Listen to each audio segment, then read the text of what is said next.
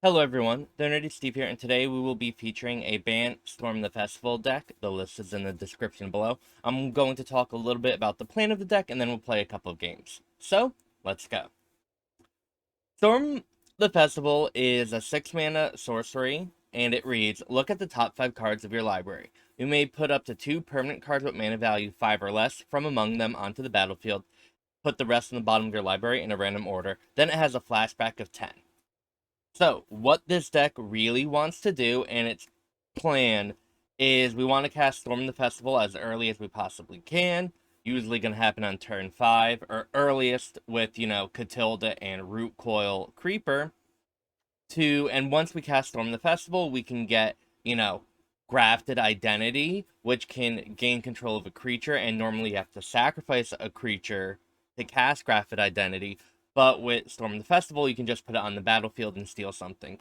You can get, any of your powerful planeswalkers like Wrenn and Seven or the Wandering Emperor, or even Owl and Welcoming Vampire. And if you get Welcoming Vampire and you have a wedding announcement on the battlefield, you're going to draw a lot more cards. Or if you get multiple Welcoming Vampires with Storm the Festival, they trigger off each other and you draw more cards, right? And so you want to do Storm the Festival to get a lot of really powerful permanents out on the battlefield to generate card advantage, and then usually with what you get with Storm the Festival, it's going to get you several steps closer to then be able to flash it back. Part of the appeal of this deck is in a very mid-range format, which Standard is still kind of in right now and probably won't change for a while. You need to have cards that can generate a lot of card advantage. You usually have the time to get to the mid to late game, so having cards that, can give you a lot of value for the mana you put them in is very, very powerful. And with Storm the Festival, with one card, you can get so much value out of it. It's kind of like astronomical and unbelievable at times, right? And also with Rootcoil Creeper, you can exile Rootcoil Creeper to get a Storm the Festival after you've already flashed it back, right? So there's just a huge long-term plan for this deck, and you just need to be able to set up and do it. Again, if you notice and look at this deck, there isn't a lot of removal. We have the Wandering Emperor and Grafted Identity, but your problematic permanents that your opponent casts are going to probably stay on the battlefield. So that is also something you have to be very, very aware, cognizant of with this deck, right? You can, with all the time in the world, overwhelm your opponent, but while you're doing that, you need to apply pressure, otherwise your opponent has a lot of free reign to do what they want. It doesn't really matter if your Storm the Festival draws you the equivalent of 20 cards if your opponent has killed you by that. Right? So, with all that being said, let's go play some games and see how it goes. Also, if you haven't already, you should totally like, comment, and subscribe. That's a great way to help support me and this channel. If you have any deck suggestions, please let me know. I am always looking for more things to play. And I have a Twitch if you want to watch me play live Magic. And I have a Metafy if you're interested in coaching. Those links are down below. Now, thank you for watching, and let's play some games. Well, this is unfortunate. We are missing mana, so we will mulligan. We will keep this hand, get rid of the Wandering Emperor, and we're gonna Spara's Headquarters on turn 1. On turn 2, Rootcoil Creeper. If you hear someone playing with a ball in the background, that is my cat Luigi, who is being very excitable right now.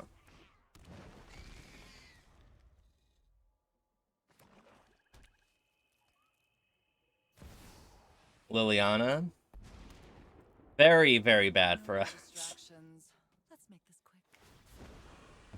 And so this is like one of the decks. I think we might have a decent spot against Mono Black, but I think it's really going to depend on, our draws coming up here. Because, right, we mulligan, so we're already down a card, so it makes all of our opponent's stuff much, much better. I mean, obviously, when your opponent mulligans in general, your stuff gets better.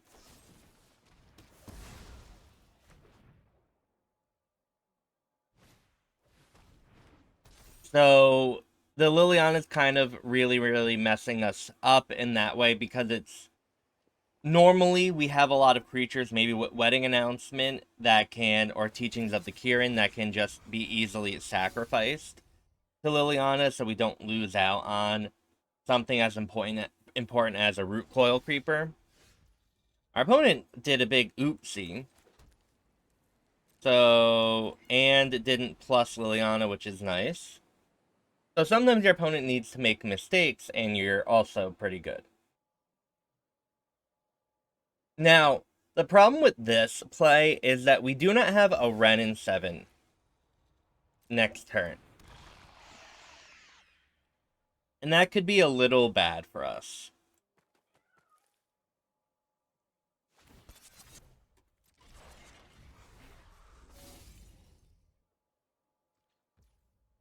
Maybe our opponent attacks with everything.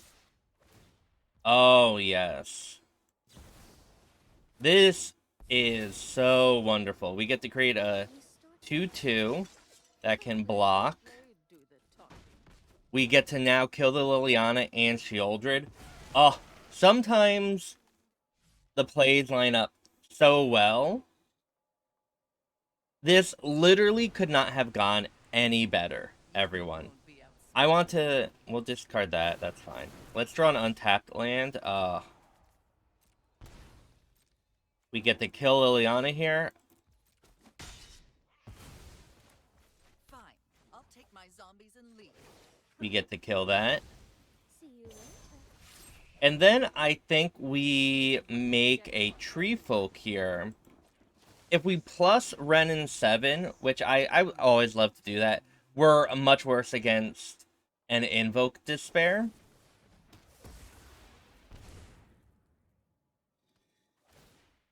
Your opponent draws a card. Okay. Storm the Festival. Let's get some lands, y'all. 1, 2, 3, 4, 5, 6. Come on, we're going off.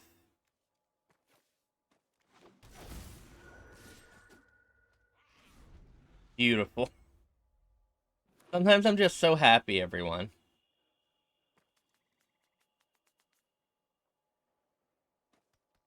That Wandering Emperor turn just literally worked out as perfectly as it could have. Now, granted, our opponent did kind of mess up one turn and skip a lot of stuff, but you know what? I'm okay with that. Sometimes you just have to capitalize on things your opponent does, and that's okay. Let's get the Welcoming Vampire. No, let's get... Yeah, let's get the Welcoming Vampire. We'll draw a card. I just want to draw all of these cards.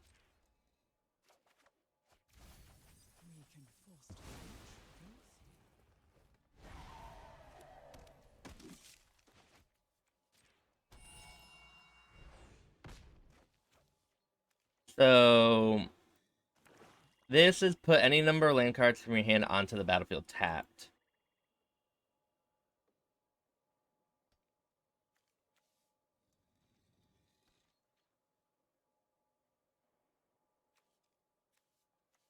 I think we're in a good spot. Ooh, Cursed Identity.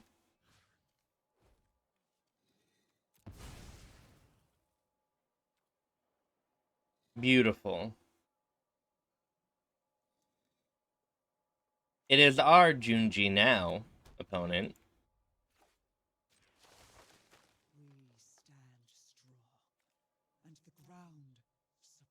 GG. Okay. This is pretty decent hand in the sense that we have a turn 2 play. That is a ramp spell. So that's nice. Hopefully, if we draw another land, we can Wrenn and Seven early.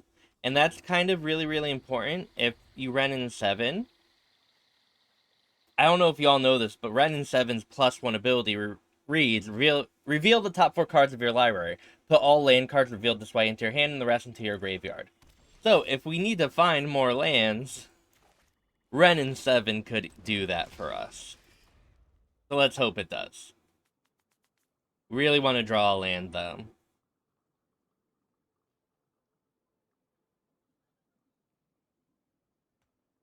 Our opponent is mono black, though, or at least very, very largely a black deck, maybe Rakdos.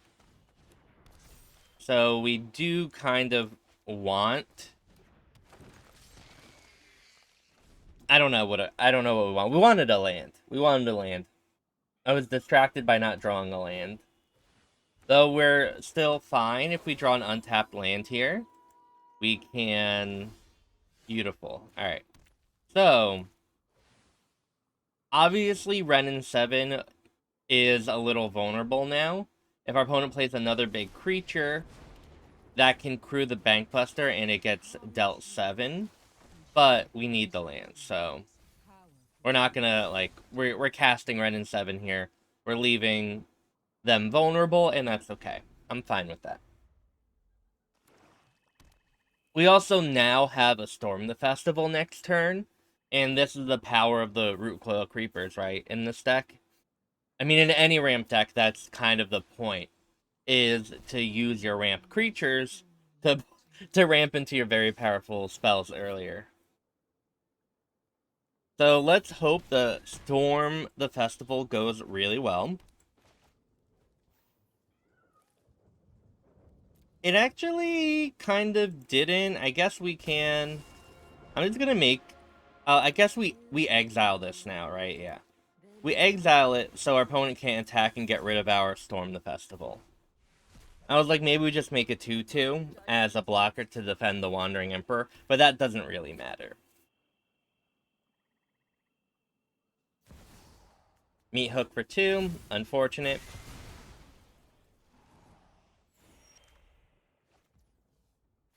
This Katilda is making a bunch of stuff. And GG.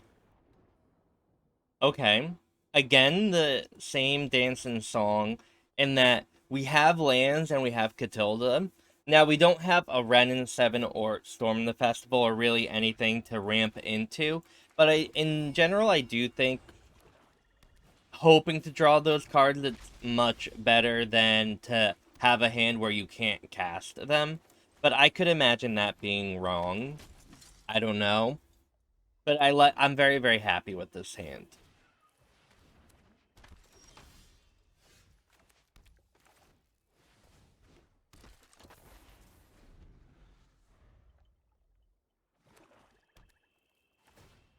Our opponent has great selection of lands, by the way. I appreciate mismatching basics probably more than most people.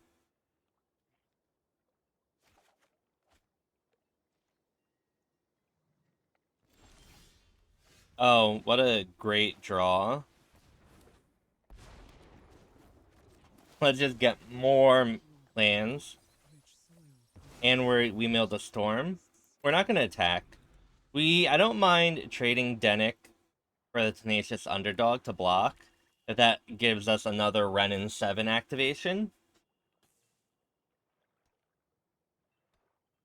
In this deck, Wrenn and Seven, not only gets you a lot of lands and allows you to play them, when you do have flashback cards or cards with Disturb, it also can sometimes, like, theoretically, like, draw you more cards rather than just lands.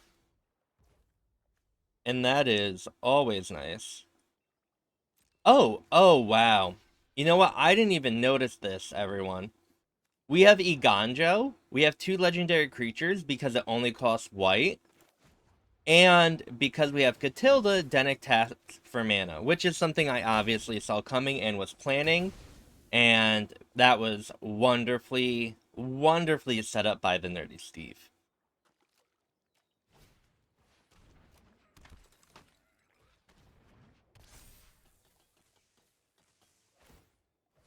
But again, we're just gonna plus Wrenn and Seven because we want lands.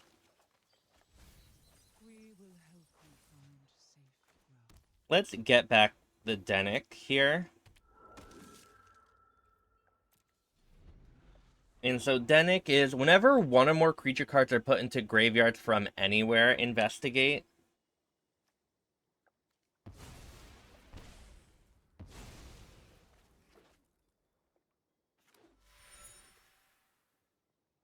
Okay.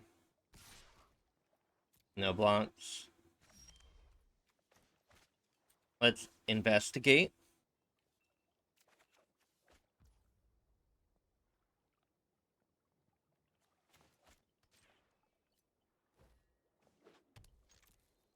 Attack, and now we go. Now, the tokens dying don't trigger the investigate ability, which is a little unfortunate, but it is what it is. Meat hook for 2. That sucks. Grafted Identity.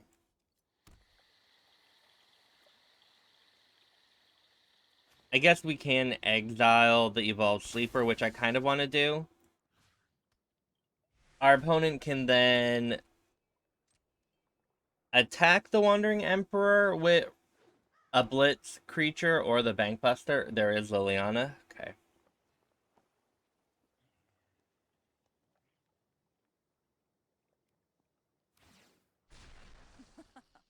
Haven't you ever heard of personal space?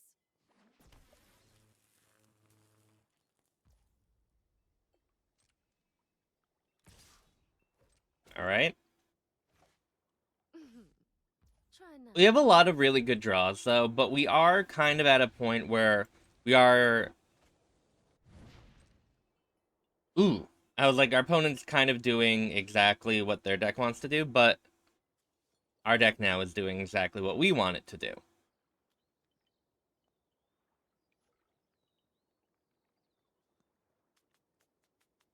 One, two, three, four, five, six, seven, eight. We're 2 turns away from storming the festival. Kidding. Just kidding. Oh, our opponent didn't want to exile the storm the festival, though. A lot of people in general, Graveyard Trespasser, when it enters the battlefield, exile up to 1 target card from a graveyard. Now, it is any card, so you can exile non-creature stuff. You only do the drain if it's a creature, and a lot of people make that mistake.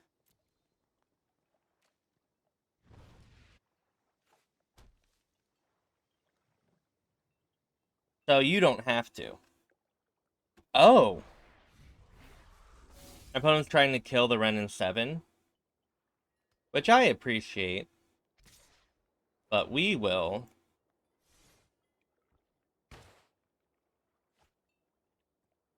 do that.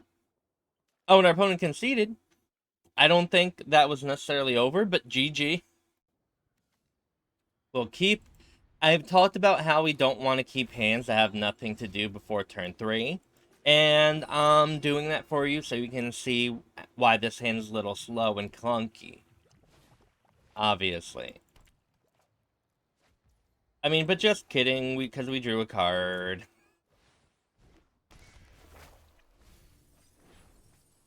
I would have loved to have drawn all 3 of these lands, though. Jiki is a little messed up for us.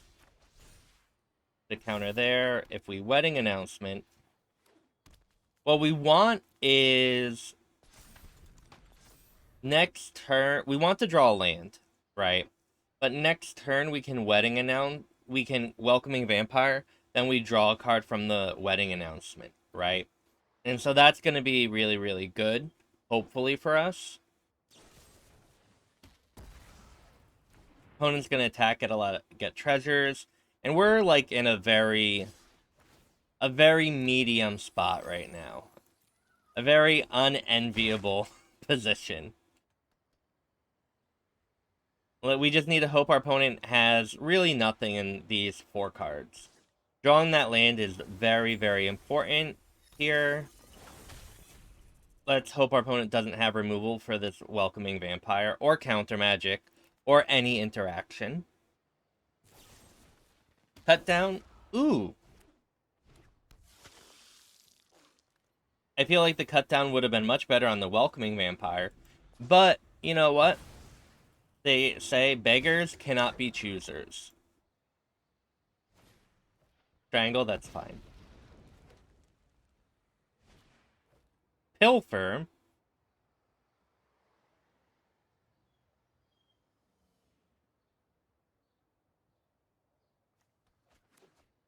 Removing a wedding announcement from us. We are not blocking at all.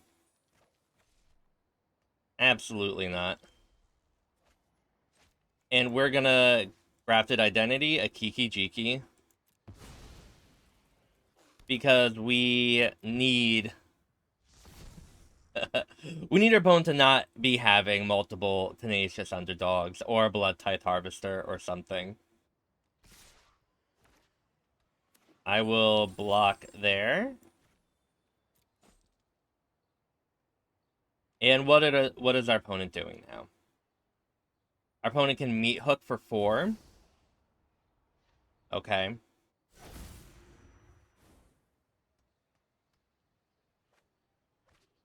Wrenn and Seven. I guess we can make a Tree Folk. That was a good draw. Because now our opponent is very unlikely to kill the Tree Folk and Wrenn this turn. So if it becomes our turn, we get to plus Wrenn and get mana. It's going to be very difficult for our opponent to win. Even though we are at 7, Storm the Festival will, which we will be able to do with the Wrenn plus to find a land, can really, really get us back into the game. A Fable of the Mirror Breaker isn't going to do it for our opponent, but let's see if we can get a land or not. Oh, and we didn't get a land. So, joke's on me. Love that so much. We draw a card here. And I think we have to attack. Yeah. So that was actually very bad. Very bad. Because also, here's the thing too. We are at 6, and our opponent does have a Meat Hook Massacre. So if our opponent gets 6 creatures to die, we lose. And we don't really have a lot of ways of gaining life besides the Wandering Emperor. Now, that being said, our opponent is on a lot of pressure. And I don't know if they're gonna have enough to do. Yeah, and our opponent decided the same thing, so GG. Well, everyone, thank you for watching me play some Bant Festival in Standard. This deck was pretty good. Pretty good. I don't really have a lot of complaints for it. It kind of did exactly what I wanted it to do and what I expected it to do. And yeah, that I wish I had more to add to this conversation, but you kind of saw how it did, and it did it fairly consistently, and I don't know. I don't know. I think the deck is good. I think it has a lot of power to it. If we look at the sideboard, though, as potential other things to do, there is a lot more interaction in the sideboard. So for best of 3, right, you can add in removal of Destroy Evil or Counter Magic with Disdainful Stroke, and I think that can really, really help in very specific matchups. But as a best of 1 deck, it kind of is all in on this long-term Storm the Festival plan. Now, as you saw, you don't need to use Storm the Festival to win every game. It certainly helps, but you can win without it. Because a lot, Wrenn and Seven is just a very, very powerful card, as is Wedding Announcement, and all that card advantage and, consistency does add up. And it's just a very, very, it's a powerful deck with powerful cards. And yeah, it works. So, yeah, I don't really have anything to say other than I like it. I would recommend it if this is your type of deck. With all that being said, if you haven't already, like, comment, subscribe. Great ways to help support me in the channel. You can watch me live at twitch.tv/thenerdysteve. And I do coaching at Medify. The links are down below. And I hope you have a wonderful morning, afternoon, or evening, wherever you are. And thank you so much for watching. Bye.